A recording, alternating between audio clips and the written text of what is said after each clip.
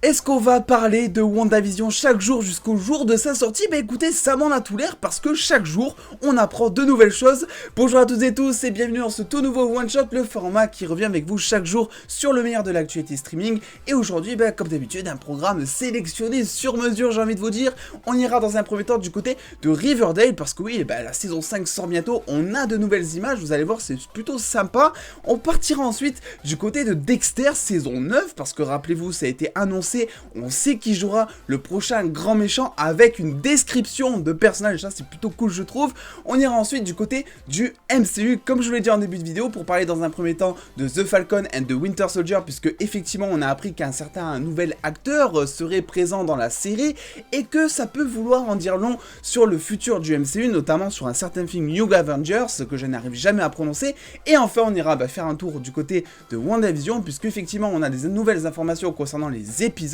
quand est-ce que ça va arriver évidemment, et surtout combien d'épisodes. Bref, je vous laisse vous installer pour ce tout nouveau one shot, mesdames et messieurs les dos, c'est parti.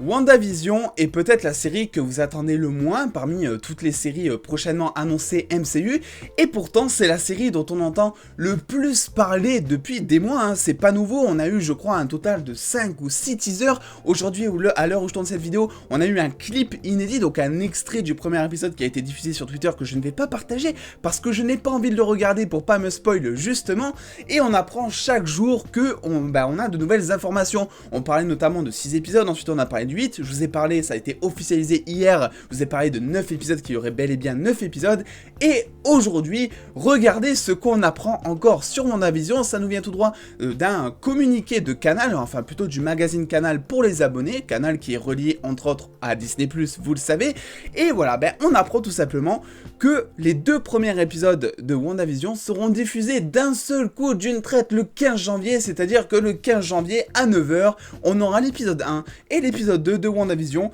et ça j'ai envie de vous dire, c'est vachement cool quand même. Alors c'est vrai qu'on s'en doutait, puisque quand ils ont annoncé 9 épisodes concernant on va dire la deadline, vu qu'il y a The Falcon and the Winter Soldier qui commence juste après, on savait que, enfin c'était en tout cas quasi sûr, que effectivement on allait avoir une semaine avec 2 épisodes d'un coup, comme ça avait été le cas durant la saison 1 de The Mandalorian, et là maintenant ça a été officialisé, vous l'avez vu. Je trouve ça plutôt cool, parce que j'ai l'impression qu'ils vont vraiment raccourcir les épisodes, d'autant plus que les premiers épisodes, on le sait, on l'a vu dans tous les teasers, ils nous ont montré que ça justement, pour pas nous spoiler un petit peu un bout d'intrigue, parce que là à l'heure actuelle on a tous aucune idée de ce dont on va traiter finalement la série, en tout cas dans les faits on va dire. Et finalement j'ai l'impression qu'ils vont raccourcir les épisodes, en tout cas les 2 premiers, et qu'on va avoir des 2 premiers épisodes qui vont durer chacun peut-être 30 minutes max, un espèce de format justement sitcom à la Friends, ou à la sitcom quoi tout simplement. Donc voilà, potentiellement c'est là où ça serait plutôt on va dire intelligent de nous mettre 2 épisodes d'un coup, ça les arrangerait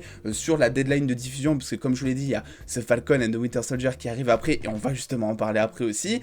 mais aussi ça avantagerait peut-être le format sitcom, qui lui est un format généralement qui se veut beaucoup plus court, 45 minutes de Friends par exemple, je sais pas si vous imaginez, mais moi qui n'aime pas tellement Friends, voilà, je serais pas totalement pour, donc à voir évidemment pour WandaVision. Et aussi autre chose que je vous ai pas dit, c'est que on sait que le premier épisode sera susceptiblement entièrement en noir et blanc. Donc ce qui est cool, c'est que pour les gens lambda entre guillemets, qui n'attendent pas forcément WandaVision et qui vont tomber dessus un petit peu par hasard entre guillemets, quand ils vont allumer le premier épisode, ils vont se dire mais what the fuck, c'est en noir et blanc, pourquoi la série est en noir et blanc? Ils vont pas comprendre. Et je sais que le noir et blanc dans les films ou dans les séries, ça en repousse vraiment beaucoup, et que du coup ils vont arrêter après. Mais du coup en démarrant le 2e épisode, qui sera éventuellement lui en couleur je pense, ça pourrait pousser à se dire bon en fait c'était que le premier, vas-y je vais continuer. Donc voilà, pour moi c'est totalement avantageux pour tous les partis honnêtement, et je trouve que c'est plutôt une bonne idée, et dans tous les cas on aura l'occasion d'en reparler, parce que tous les vendredis on fera évidemment une critique sur la chaîne, donc restez connectés.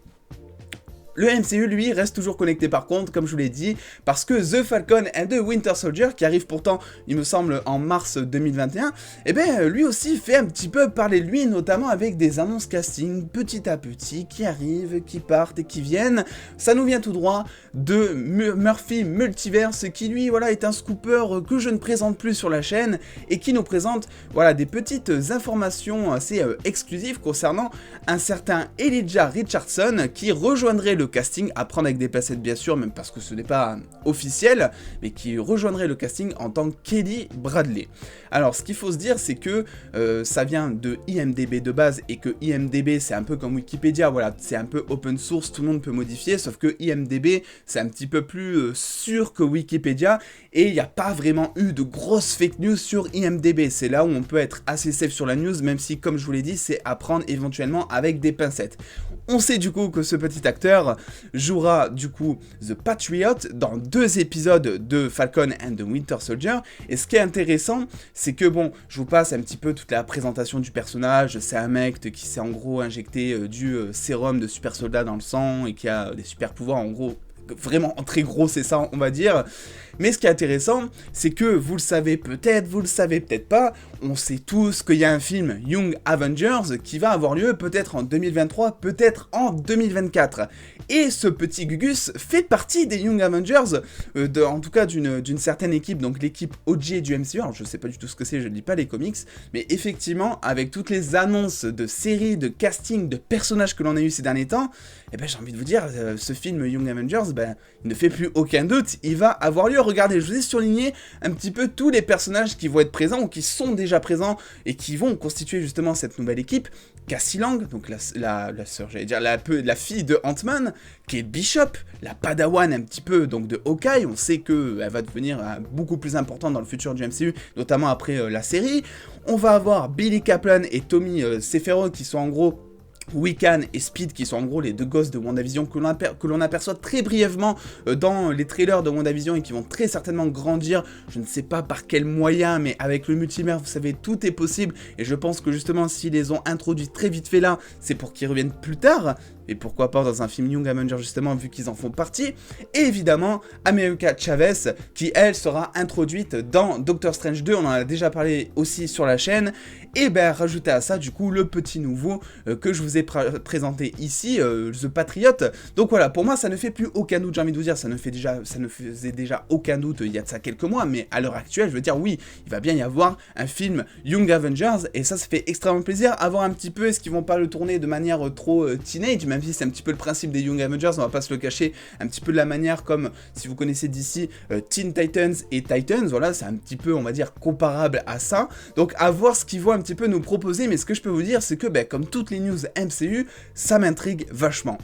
Autre chose qui m'intrigue vachement, parce que c'est une de mes séries préférées, c'est Dexter. Je suis un grand fan de cette série que j'ai torché je sais pas combien de fois, honnêtement, vraiment une de mes séries préférées. Et ben vous le savez, il y a quelques mois, on a appris que Dexter serait entre guillemets renouvelé pour une saison 9, même si apparemment c'est pas vraiment renouvelé, c'est plus on va dire une deuxième fin à la série, puisque effectivement les fans étaient très déçus de cette fin de saison 8 que nous ont livré les showrunners dans la série. Donc effectivement, ils ont décidé de refaire une fin avec une saison 9 qu'on va appeler saison 9, mais qui n'en est pas vraiment une, parce que même les showrunners, les acteurs, tout ça, ils disent bah non, c'est pas une saison 9, c'est vraiment genre on refait tout ça, donc deuxième chance. Et aujourd'hui, et ben du coup, bah, on apprend qui sera l'antagoniste principal de Dexter, et ça fait extrêmement plaisir, j'ai envie de vous dire. Ça nous vient tout droit du Hollywood Reporter. C'est un acteur peut-être que vous connaissez déjà si vous connaissez Flash, parce qu'il joue dans Flash un militaire assez chiant, il a une tête de militaire assez chiant d'ailleurs, on va pas se le cacher, mais effectivement Clancy Brown rejoint le casting de la saison 9 de Dexter en tant que méchant principal. Mais ce qui est bien, c'est que on a une description de son personnage. On nous dit ici, le Hollywood Reporter nous dit qu'il jouera un personnage nommé Kurt Caldwell, le maire non officiel d'une petite ville appelée Iron Lake. J'ai envie de vous dire, si voilà, on a déjà un petit aspect psychologique sur le personnage, n'est-ce pas? Parce que ensuite on nous dit bien que Kurt est un ancien chauffeur de grande plateforme, je pense qu'ils ont voulu dire parce que c'est traduit, propriétaire de plusieurs camions et du relais routier local. Un homme du peuple, il est aimé de tout le monde en ville, s'il vous soutient, considérez-vous béni. À ce point quand même. Si quelqu'un le croise ou blesse quelqu'un qu'il aime, cependant, Dieu l'aide, en gros, ça va mal se passer. Donc voilà, typiquement, moi ce que je vois là avec cette petite description de personnage, c'est que clairement, on est sur un espèce de manipulateur qui va arriver à convaincre tout un peuple, toute une ville, qui va vraiment être limite le centre de l'attention, il va être invité partout, le mec ultra populaire dans sa ville et tout, pour les actions qu'il a entrepris, par exemple, des choses comme ça, ou pour les gens qu'il a protégés.